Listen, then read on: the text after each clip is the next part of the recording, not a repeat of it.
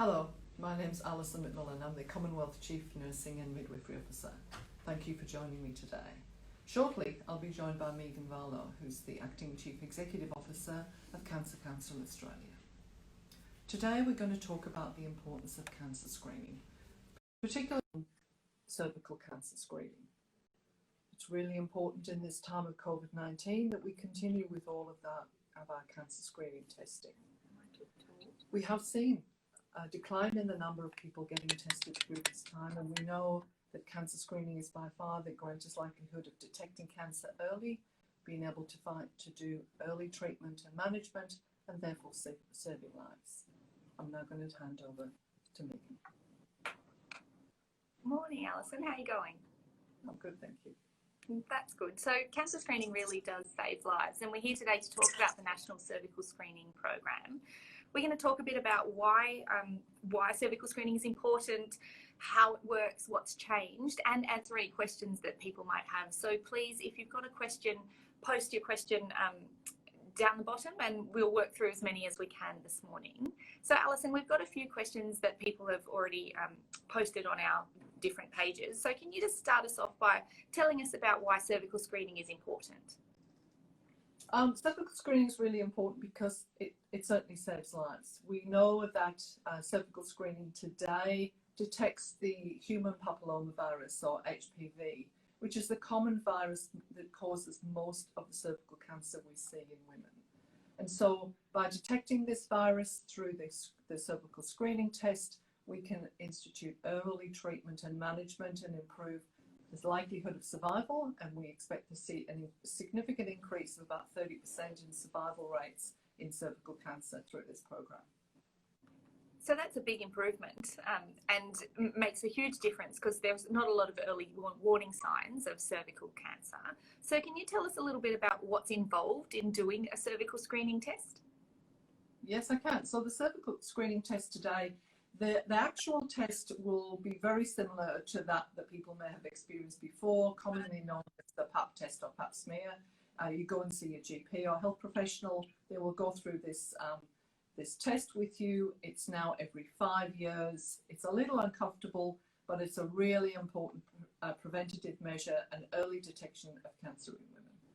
Yeah, so back to that message of cervical screening really saves lives. We've got some questions coming now through on the chat. So just the first one from Chloe. Has the program been affected by COVID?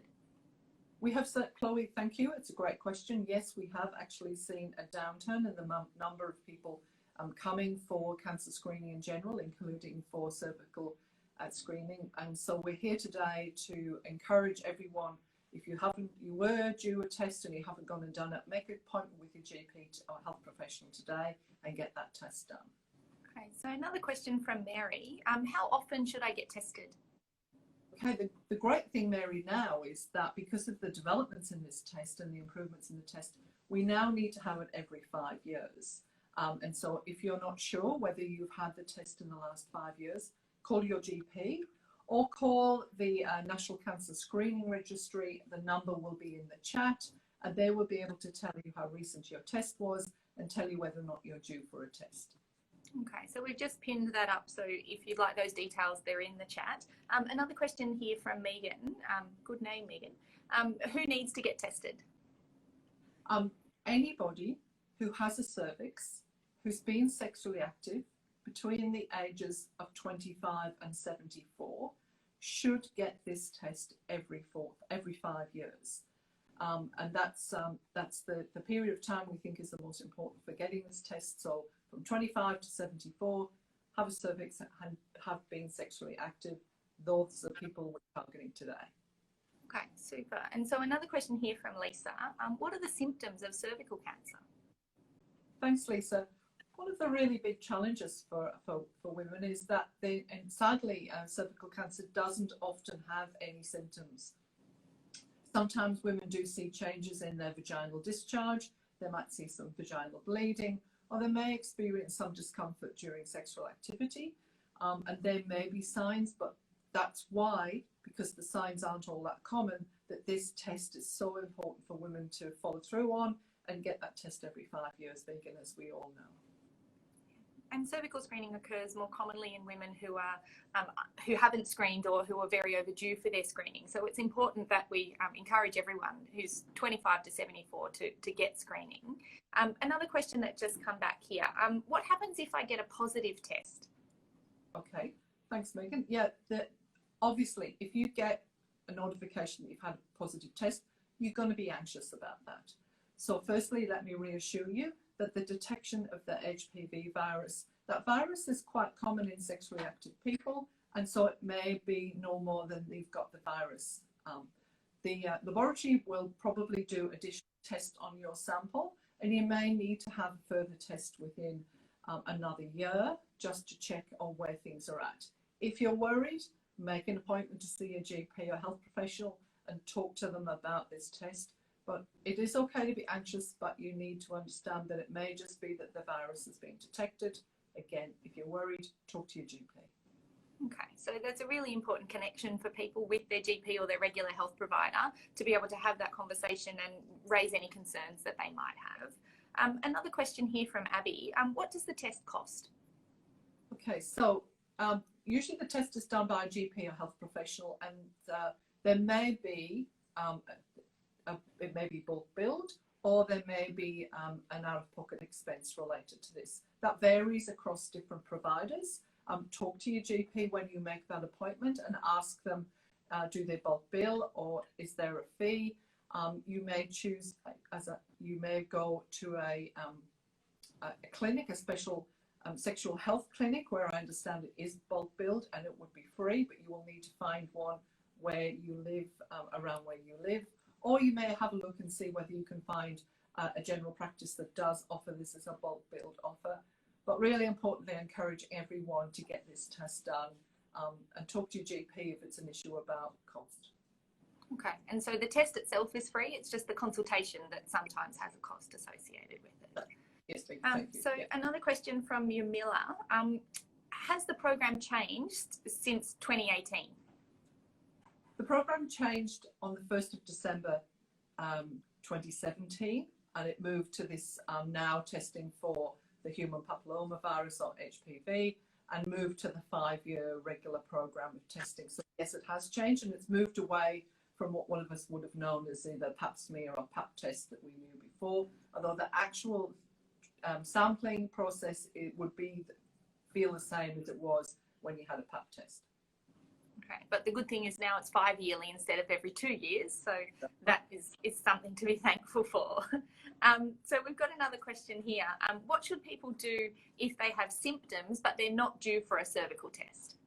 Okay, so any symptoms at all that you have, any changes in vaginal discharge, any bleeding, pain during intercourse, all of those things, any of those things, you need to make an appointment to see your GP and talk to them about the symptoms you've got. They will talk to you about what the options might be, but really important, don't put it off, don't ignore it, go and see your GP.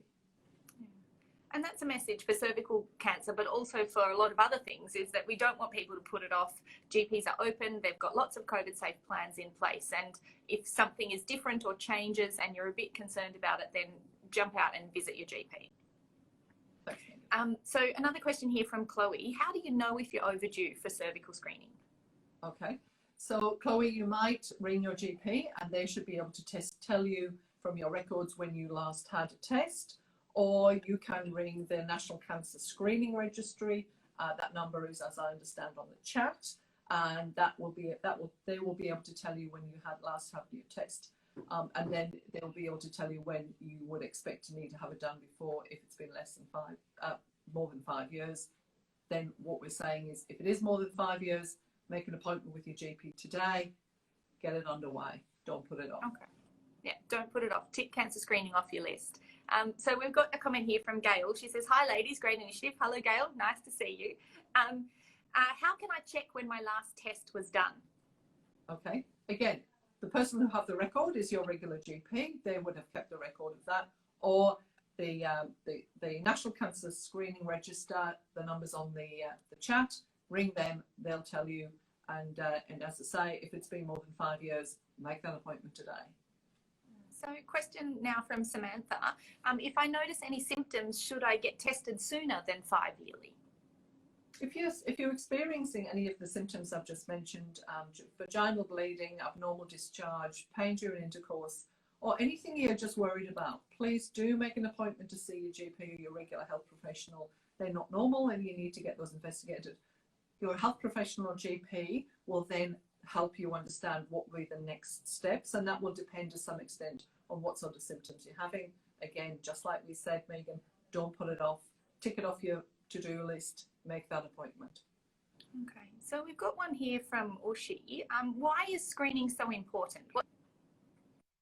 The big deal is we know, and the evidence is all there, that cancer screening saves lives.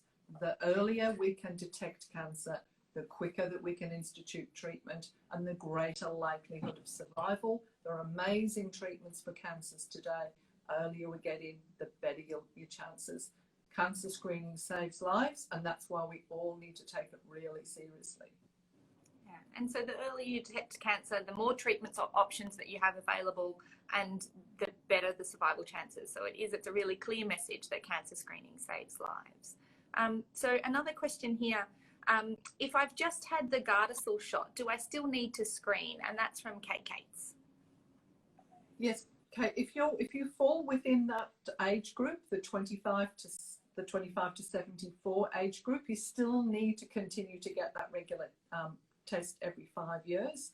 Yes, so depending obviously on when you last had the test, that will help you guide when you need to have your next one. If you're in any doubt, ring and talk to your GP, or there's an advice line number that you can ring just to check your circumstances. But in general, yes, we are still encouraging everyone eligible between 25 and 74 to get tested every 5 years. Yeah. And so something else that we've got, thank you for talking about an important topic. So thanks. It's great that you're engaging and watching this video with us today. We've got a question here from Mello. What happens if you test positive? Can you repeat the question, Megan? Sorry, just some technical problems. So a question from Mello. What happens if you test positive? Okay.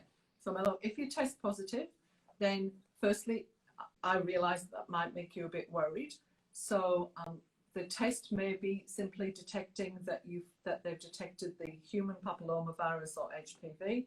It is a common virus and usually it resolves on its own. If you're worried at all, talk to your GP. The likelihood is that you will need to have a further test in another 12 months. If your test was positive, the laboratory will do additional testing. But I suggest if you've got any fears whatsoever, talk to your GP or health professional about what this means and what the actions necessary are for you to take, and make that appointment very soon. Don't worry too much about it. The more you talk about it, the better you'll understand what it means for you. Yeah, so GPs can play a really important role in supporting people and also to clarify. We've just had a really helpful clarification come through in the comments. So from M. Smith, it says that your first HPV test is due 2 years after your last PAP test, not 5. So if you had a PAP test, you then have to have a HPV test 2 years later, and then the HPV tests are 5 years apart. So again, it can be a bit confusing. If you've got any queries or questions, speak to your GP and they can either check your status or do what it is that we need to do. We've got a question here from Laura. If I don't have a regular GP, how do I get the test done? Okay, well, you can ring a GP clinic. There are many around. There are lots of them here around it, everywhere where we live. Make an appointment. Obviously, ask them if they do the test. And Attention all occupants of Scarborough House. This is the Deputy Chief. It's always the way, isn't it? Testing of the emergency warning system is about to commence. Welcome back. Apologies for our slight delay in this discussion between Megan and I. That was just an unexpected test of our emergency systems in my building. So Megan, I'm going to hand back to you. I think in a moment, as we reconnect our systems together.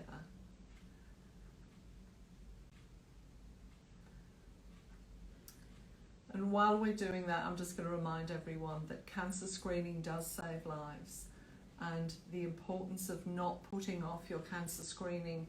We're talking about cervical cancer screening and the importance of doing that every 5 years under the new scheme. And I think I'm back. It's always the way, Alison, isn't it? it is.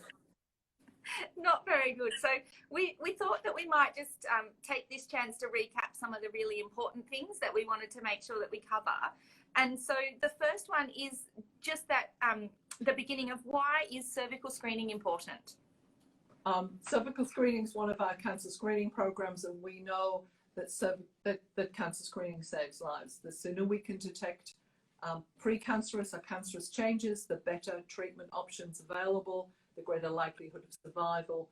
And that's why, Megan, because as you know and I know, really does save lives. Yeah. Cancer screening makes a huge difference, and in cervical screening in particular, we know that far more people are diagnosed with cervical cancer if their screening is overdue or if they haven't participated in the cervical screening program.